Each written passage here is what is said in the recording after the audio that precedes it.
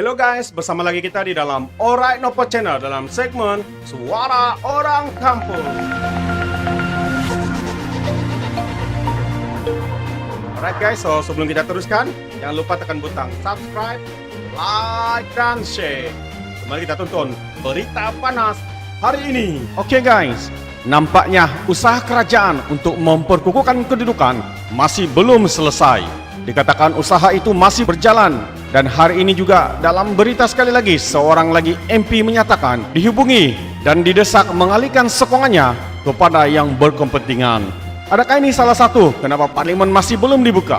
Saya percaya ramai yang bertanyakan soalan ini. Kenapa mereka mengambil cara singkat untuk kekal berkuasa? Tidakkah mereka sedar hari ini memang mereka berkuasa, tapi di masa depan mereka pasti akan tersungkur lebih teruk daripada apa yang mereka bayangkan. Apapun, mari kita lanjut pendedahan seorang lagi MP yang didesak untuk mengalih sokongan. Namun sebelum itu, seperti biasa, dengar ini. Kerbau terikat pada tali, MP katak terikat kepada wang dan pangkat. 18 hari bulan Mac 2021. MP PKR bimbang diperangkap untuk paksa sokong Perikatan Nasional. Seorang daripada ahli parlimen PKR menceritakan bagaimana dia dihubungi seorang lelaki yang cuba membeli sokongannya agar mendukung Perikatan Nasional M. Karupaya yang memenangi kursi parlimen Padang Serai pada PRU lalu berkata seorang lelaki yang memperkenalkan dirinya sebagai Azhar menghubunginya pada petang Ahad yang lalu. Kata beliau, lelaki terbabit yang tidak dapat dipastikan sama ada menggunakan nama sebenar atau menyamar membuat tawaran lumayan agar berpaling tada. Walaupun di pujuk, Karupaya yang baru kali pertama menjadi ahli parlimen itu bagaimanapun kini berdepan delima. Dia bimbang akan menjadi sasaran perangkap untuk memaksanya mengalihkan sokongan. Pada masa yang sama, Karupaya memaklumkan tawaran tersebut kepada kepimpinan PKR karena bimbang masih ada cubaan dibuat untuk membeli sokongannya. Katanya lagi, sebab saya takut apabila saya tolak tawaran itu, mereka akan cuba lagi esok. Sekarang ini macam-macam berlaku, siapa tahu kan, katanya. Saya takut esok ada orang letak satu beg duit dalam kereta saya, lepas itu ada orang datang tangkap saya. Manalah tahu, katanya. Kemudian mereka agut saya. Hal ini boleh berlaku sebab sekarang orang nak ahli parlimen sokong Perikatan Nasional. Macam-macam mereka boleh buat, katanya kepada Malaysia kini. Karupaya adalah seorang daripada 4 ahli parlimen PKR yang dinamakan Anwar Ibrahim sebagai sasaran tertentu untuk dipujuk memberikan sokongan kepada Muhyiddin Yassin.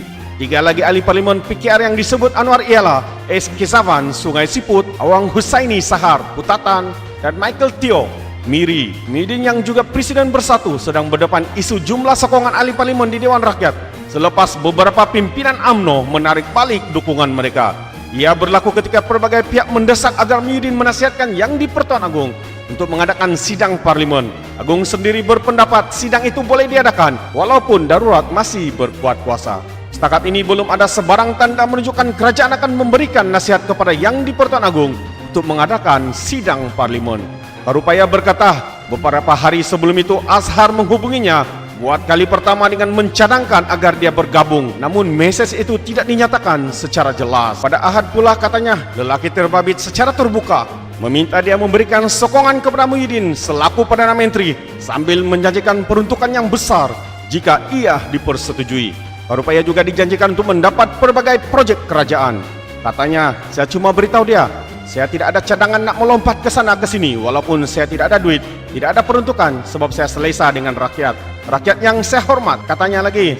Rakyat juga hormat kepada saya kerana saya tak mau lompat. Ada prinsip walaupun ditawarkan duit berjuta-juta, katanya. Menurut Karupaya, Azhar itu memberitahu apa yang perlu dilakukan hanyalah pergi berjumpa Muhyiddin untuk menurunkan tanda tangan sokongan. Saya kata kepada dia, saya tak mahu apa-apa. Saya setia kepada parti saya. Tolong kirim salam kepada Muhyiddin, katanya. Karupaya juga berkata di sebalik kemewahan yang diperolehi melalui wang berjuta-juta ringgit, namun ada satu perkataan yang boleh membuat dia gembira, yaitu dihormati orang ramai. Sementara itu Awang Husaini pula berkata, pujukan ke atasnya berlaku lebih awal daripada Karupaya.